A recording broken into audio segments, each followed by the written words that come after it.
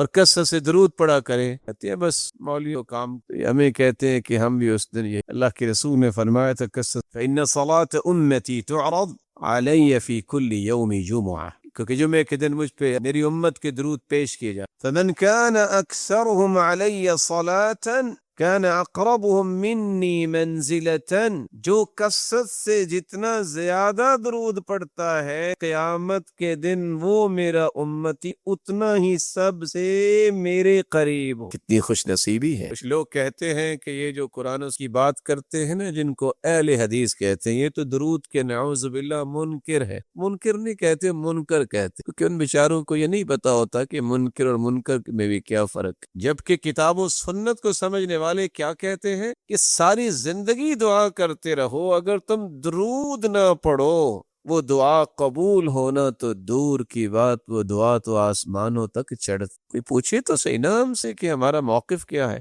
خود سے ہی بات بنا کے کہہ دیں کہ قرآن و سنت کو ماننے والے ایسا کہتے ہیں. ہم تو نہیں ایسا، ہم تو کہتے ہیں دنیا میں سب سے بڑا خوش نصیب ہی وہ ہے جو اللہ کے ذکر کے بعد سب سے زیادہ درود پڑھتا. رسول اکرم صلی اللہ علیہ وآلہ وسلم نے اسی لیے صحابہ کرام سے کہا تھا من صلی علی او سأل لی الوسیلہ حقت علیہ شفاعتی یوم القیامہ، جو شخص درود پڑھتا ہے اور پھر میرے لیے وسیلہ طلب کرتا ہے، قیامت کا دن ہوگا میں اس امتی کی شفاعت کروں گا. صحیح ترغیب کی روایت 1668 رسول اللہ صلی اللہ علیہ وسلم نے فرمایا اولی الناس بی یوم القیامہ اکثرهم علی صلاۃ، قیامت کے دن سب سے پیارا اور قریبی میرے وہ ہوگا جو سب سے زیادہ مجھ پہ درود بھیجے. بلکہ اللہ کے رسول صلی اللہ علیہ وسلم نے فرمایا تھا ابخل الناس من ذکرت عنده فلم يصلی علی. بخیل تو دنیا میں بہت، لیکن سب سے بڑا بخیل کسی نے دیکھنا ہے تو وہ ہے جس کے پاس میرا تذکرہ ہو اور پھر وہ درود. یہاں رک کے میں ایک گزارش ہوں گا، بڑوں کچھ تو اللہ کے رسول کے دشمن ہیں کافر، کچھ ایمان لانے کے باوجود بھی دشمنی کرتے ہیں کیونکہ اللہ کے رسول کی بات نہیں مانتے اور آپ کے وزیروں اور مشیروں کو برا بلا کہتے ہیں، یہ بھی دشمن. اور کچھ لوگ چاہتے نہ چاہتے بھی بخیلی کر جاتے ہیں اور بخل کرنے والوں کے صف میں کھڑے ہو جاتے اور اپنے آپ کو نیک بھی کہتے ہیں. آپ پوچھیں گے وہ اپنا نام آئے گا تو 4 سابقے 4 لاکھ، ایم اے پاس ہے، یہ پاس ہے، اور یہ ماسٹر کیا ہے، یہ ایم فل کیا ہے، پی ایچ ڈی. اس کے بغیر نام لکھنا بولنا سننا پسند ہی نہیں ہے. سرتاج رسول صلی اللہ علیہ وسلم کا نام آئے گا تو کیا ڈال دے؟ سعاد. بخیل ہے. تیری زبان کی سب سے بڑی سعادت، تیرے قلم کی سب سے بڑی سعادت یہ ہے اس زبان کی نوک پہ بھی آئے محمد الرسول اللہ صلی اللہ علیہ وسلم. اس سے بڑی سعادت کیا ہے قلم کی؟ وہ ساری دنیا کی باتیں لکھ لے، اللہ کے ذکر کے بعد محمد مصطفیٰ کا نام آئے تو صلی اللہ علیہ وسلم نہ کہے، سعادت کی خوش بختی ہے. تو میں بات اگلی کرنے سے پہلے ایک وعدہ لینا چاہوں گا، اور اگر اس وعدے پہ ہم سب پختہ ہو جائیں تو آج کی مجلس اس کا فائدہ ثابت ہو جائے گا. کون ہے جو آج کے بعد جب بھی لکھے گا وہ صاد یا صلعم نہیں لکھے گا بلکہ پورا لکھا کرے گا صلی اللہ علیہ وسلم؟ کون کون وعدہ کرتا؟ آپ اہل علم، آپ کو ان باتوں کا خیال کرنا ہے. کچھ لوگ سارا کچھ لکھیں گے، بسم اللہ الرحمن الرحیم نہیں لکھیں گے، 786 لکھ دیں. ان مسکینوں سے پوچھو 786 بنتا کیسے؟ ابجد حوض حتی کو بھی نکالیں تو 786 بنا کے دکھا. عادات کا علم اس میں بھی دیکھ. پھر اللہ عز و جلال کے نام میں بخل. دنیا میں کسی سے محبت ہو تو اس کے تذکرے نہیں زبان پہ ختم ہوتے، تو رب تعالیٰ جو خالق و مالک ہے اس کا نام مبارک لیتے وقت جو کہے کہ 786، یہ وہ رویے ہیں جو بتاتے ہیں کہ اللہ عز و جلال کی عظمت سے متعارف شخص نے. آپ صلی اللہ علیہ وسلم نے فرمایا، صحیح ترغیب کی روایت ہے 1675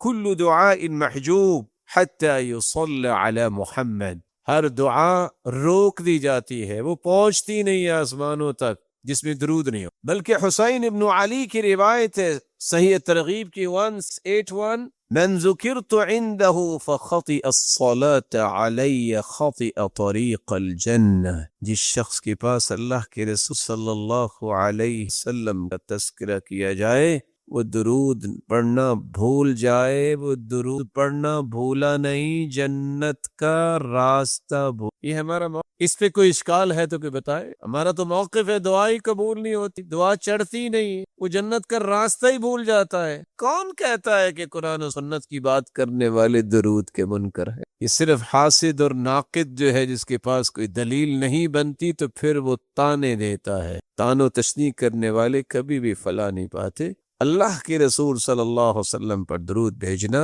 یہ ہر مسلمان کی سب سے بڑی سعادت ہے اللہ ذو جلال کے ذکر۔ آپ صلی اللہ علیہ وآلہ وسلم کی محبت کا یہ تقاضا کہ آپ پر اس کے بارے میں ایک ضروری بات، کتنے لوگ ترجمہ کرتے ہیں ان اللہ وملائکتہ یصلون علی ان اللہ وملائکتہ، بے شک اللہ ذو جلال اور اس کے فرشتے یصلون علی النبی، وہ نبی پر درود بھیجتے۔ یہ ترجمہ ٹھیک نہیں ہے۔ یا ایھا الذین آمنوا صلوا علیہ وسلموا تسلیما، اے مومنو تم بھی درود پڑھو۔ لفظ صلاۃ جب اس کی نسبت اللہ ذو جلال کی طرف کی جائے، ویسے تو صلاۃ کے 18 معنی، لیکن جب یہ کہا جائے صلی اللہ، اس کا مطلب ہوتا ہے اللہ ذو جلال رحمتوں کی برکھا برسائیں گے، تعریف کریں گے، والثناء فرشتوں کے سامنے اپنے محبوب کے تذکرے کریں کہ یہ میرا محبوب ہے جو سرتاج ہے۔ وہاں درود مانا نہیں ہو۔ لفظ صلاۃ جب فرشتوں کے ساتھ استعمال ہو، صلت الملائکہ، فرشتوں نے صلاۃ پڑھی، کیا مطلب؟ وہاں بھی درود کا معنی بلند مقام کے لیے برکت کی دعائیں کی، فرشت بخشش کی دعائیں کی۔ صلی الرجل جب لفظ صلاۃ کو کسی انسان کے ساتھ ذوی العقول کے ساتھ استعمال کیا جائے، اس کا مطلب نماز پڑھنا بھی ہوتا ہے، اس کا مطلب درود پڑھنا بھی ہوتا ہے، اور دیگر معانی اہل لغت نے بیان۔ لیکن اگر غیر ذوی العقول کے لیے استعمال ہو، صلت الطیور والحیوانات، پرندوں نے درود پڑھا، یہ ترجمہ نہیں ہو۔ وہاں ترجمہ ہوتا ہے پرندوں نے اللہ ذوالجلال کی حمد و ثنا بیان، اللہ ذوالجلال کی تعریف کی حمد بیان کی۔ تو قرآن مجید کے ترجمے کو صحابہ تبع تابعین اور لغت کو سمجھنے والے لوگ ہیں، ان کے کیے گئے ترجموں کی روشنی میں ہی اختیار کر۔ آپ کی محبت کا ایک ساتواں تقاضا بھی ہے، آپ کی محبت میں غلو نہیں کرنا چاہیے۔ یہ بھی ایک بات، محبت وہی ہے جس کا تذکرہ اللہ ذوالجلال نے قرآن میں کر دیا۔ بھلا اللہ سے بڑھ کے بھی کوئی محبت کی حقیقت کو پیش کر سکتا؟ محبت وہی ہے جو اللہ کے رسول نے خود سمجھا دی کہ یہ میرے ساتھ محبت، غلو نہیں، حدود سے تجاوز نہیں، حدود کو کراس نہ کیا جائے۔ صرف 3 آیتیں اگر آپ ان کو یاد رکھیں تو بھی آپ غلو کا شکار نہیں۔ سورۃ الانعام کی 50 نمبر آیت، سورۃ الاعراف کی 188 نمبر آیت، اور سورۃ الکہف کی آخری آیت 110 نمبر۔ اللہ ذوالجلال فرماتے قُل لَا أَقُولُ لَكُمْ عِنْدِي خَزَائِنُ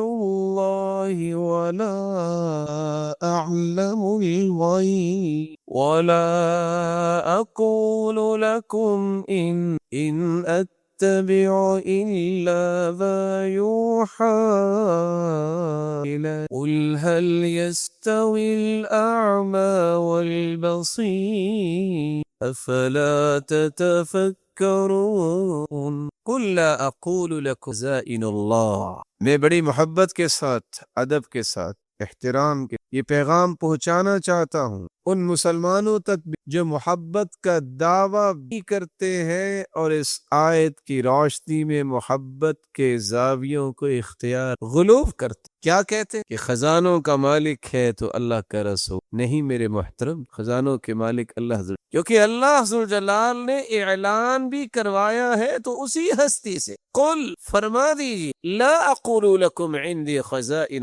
میں نہیں کہتا کہ میرے پاس خزانے ہیں اللہ تعالیٰ۔ صحیح بخاری کی روایت ہے 3117، سیدنا ابو ہریرہ رضی اللہ تعالی عنہ بیان کرتے ہیں اللہ کے رسول صلی اللہ علیہ وسلم نے فرمایا میں اعطیکم ولا امنعکم، نہ میں تم سے کوئی چیز روک سکتا ہوں نہ میں تجھے کوئی دے سکتا ہوں، انما انا قاسم اضع حیث امرت، میں تو تقسیم کرنے والا ہوں، کہاں؟ جہاں مجھے حکم ہو. اور دوسری روایت کے الفاظ ہے انما انا قاسم واللہ یعطی، دینے والا وہی ہے. قل لا اقول لكم عندي خزائن اللہ ولا اعلم الغیب، میں نہیں کہتا کہ میں غیب جان. لوگ کیا کہتے ہیں؟ گزشتہ 10 دن گزرے، 15 دن کیا سنا؟ محبت میں تجاوز کہ اللہ کے رسول تو غیب جان. قرآن سمجھا کریں، پڑھا کریں، اور اللہ کے رسول کے فرامین کو پڑھا کریں، سمجھ آئے گی محبت کیسے. قرآن کہہ رہا ہے وَلَا أَعْلَمُ الْغَيْبِ، میں غیب نہیں جانتا. کون فرما رہے ہیں؟ وہ ہستی جس جیسی ہستی اللہ نے پیدا. صحیح بخاری کی روایت ہے 4001، ربیع بنت معوذ رضی اللہ تعالی عنہ بیان کرتی ہے دخل علی النبی صلی اللہ علیہ وسلم غداة بنی علی فجلس على فراشی. میری شادی کے دن اللہ کے رسول تشریف لائے اور میرے پاس کہ مجلسی کا منی وجویریات یضربن بالدف، چھوٹی بچیاں جو من قتل من آبائہن یوم بدر، بدر کے شہداء کے متعلق ندبہ کر رہی تھی. یندبن، ایک بچی کہنے لگی وفینا نبی یعلم ما فی غد، ہمارے درمیان اللہ کے پیغمبر ہیں جو کل کے بارے میں بھی جان. آپ نے فرمایا لا تقولی ہاں، لا تقولی ہاں کذا وقولی ما کنتی تقولین، یہ نہ کہو جو پہلے کہہ رہی تھی وہی کہو جو شہداء کی اب بات کر رہی. لا یعلم ما فی غد الا اللہ، اللہ کے سوا کوئی بھی غیب کے بارے میں اور کل کے بارے میں نہیں جان. آپ نے فوراً منع کیا. قل لا يعلم من في السماوات والأرض الغيب إلا الله وما يشعرون أيان يبعثون. میرے محبوب فرما دی لا يعلم السماوات والارض الغیب الا اللہ، زمین و آسمان کے غیب کے متعلق. ہاں جس کو اللہ ذوالجلال نے اپنے پیغمبر کو بتا دی پھر وہ غیب رہتا نہیں. جس کو یہ آیت سمجھ آ جائے کبھی بھی تجاوز. لوگ آدھی آدھی رات گزار دیتے اور یہ کہہ رہے ہوتے ہیں ادرکنی یا رسول، انظر الی یا رسول اللہ صلی اللہ علیہ وسلم. میرے بھائی استغاثہ اور مدد طلب کریں تو اللہ آپ صلی اللہ علیہ وسلم کی ذات، پوری کائنات ایک طرف اور محمد مصطفیٰ کی عظم. لیکن ایک بات سمجھانے کے لیے پوچھوں، اگر اللہ کے رسول صلی اللہ علیہ وسلم غیب جانتے ہوتے تو آپ کے 70 صحابہ جو ہیں وہ احد میں شہید ہو گئے تو آپ احد میں پھر جاتے؟ بولیے اگر پتا تھا کہ میرے صحابہ شہید. دیر معونہ پہ 70 قراء شہید ہو گئے جن کو خود ہی بھجوایا تھا. غیب کا علم ہوتا تو اہل قرآن جو شہید ہوئے ہیں آپ اس کے بارے میں کیا کہیں؟ سیدہ عائشہ رضی اللہ تعالیٰ عنہ کی پاکیزگی قرآن نے بیان کی. اگر غیب کا علم ہوتا تو آپ یہ فرماتے ان کنتی الممتی بذنب فاستغفر، عائشہ اگر تم سے بھول ہوگی ہے، غلطی ہوگی ہے تو توبہ کر لو. بیوی سے کہ اگر غیب کا علم ہوتا تو وہ لقمہ جس میں زہر ڈالی گئی کھانے میں تو آپ وہ لقمہ لے. اللہ ذوالجلال نے عقل اس لیے دی ہے اس کے ساتھ قرآن کو صحیح طریقے سمجھے. ساتھ ہی اللہ ذوالجلال فرماتے ہیں وَلَا أَقُولُ لَكُمْ إِنِّي مَلَكٌ،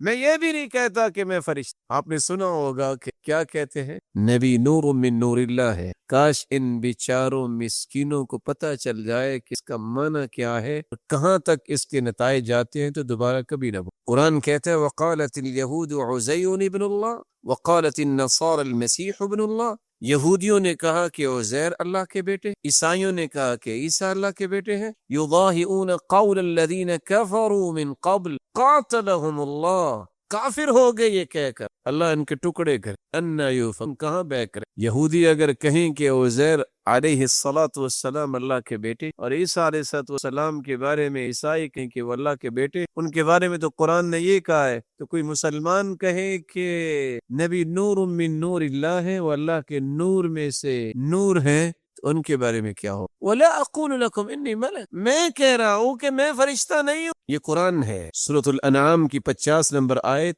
ضرور پڑھ. إِنْ أَتَّبِعُ إِلَّا مَا يُوحَىٰ إِلَيَّ، میں تو اتباع کر. اور دوسری آیت قُل لَا أَمْلِكُ لِنَفْسِي نَفْعًا وَلَا ضَرًّا إِلَّا مَا شَاءَ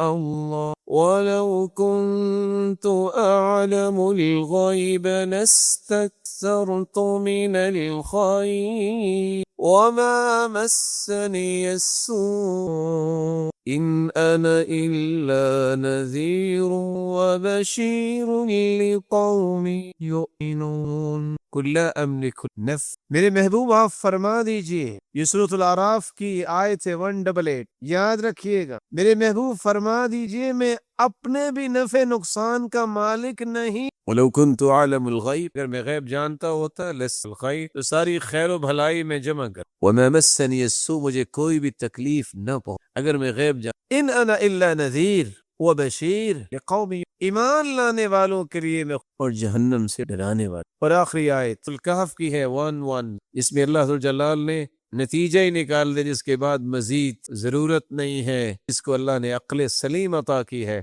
دوبارہ وہ حدود تجاوز۔ قل انما انا بشر لکم، قل میرے محبوب فرما دی، انما انا بکم، میں تمہارے جیسا ہی بشر ہوں، فرق کیا ہے؟ مجھے اللہ نے بشریت کا سرتاج یوحا الی انما الہکم الہ واحد، مجھے اللہ نے پیغمبر بنایا ہے، رسول اور نبی بنایا ہے، وہی میری تتی ہے، اور مجھے پوری کائنات کا سرتاج بنا، انما الہکم الہ واحد، اور وہی کیا ہے؟ معبود برحق۔ اب بھلا بتائیے کہ اللہ کے رسول صلی اللہ علیہ وسلم سے اللہ جلال نے اقرار کیا، اعلان کروایا ہے کہ آپ فرما دیجئے اپنی امت کو کہ میں تمہارے جیسا بشر، پھر بھی کوئی نہ مانے تو کیا کہیں گے؟ صرف ہدایت کی دعا کر، اللہ جلال سب کو ہدایت